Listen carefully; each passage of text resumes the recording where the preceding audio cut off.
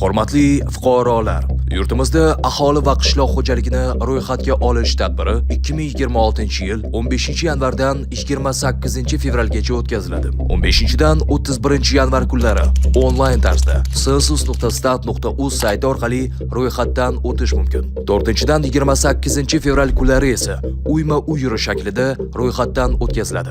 E'tibor bering, ro'yxatga olish jarayonini faqat sizning mahallangizdagi yettilik vakillari amalga oshiradi. Har bir ro'yxatga oluvchi xodimda hujjat va u haqidagi barcha ma'lumot aks ettirilgan bejik mavjud. Ushbu bejik ortida maxsus QR kod bor. Uni skaner qilish orqali uyingizga kelgan xodim shaxsini tasdiqlaydigan barcha ma'lumotlarni tekshirib olishingiz mumkin. Begona shaxslar, ya'ni siz tanimaydigan boshqa hududdan kelgan xodimlar ro'yxatdan o'tkazishga haqli emas.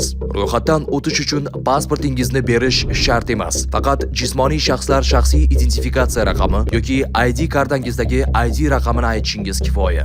Ro'yxatga olish jarayoni mutlaqo bepul bo'lib, fuqarolardan hech qanday to'lov yoki mablag' so'ralmaydi. Agar kimdir sizning uyingizga kelib, ro'yxatga olish uchun keldik, hujjatlaringizni bering desa, hech qachon ishonmang.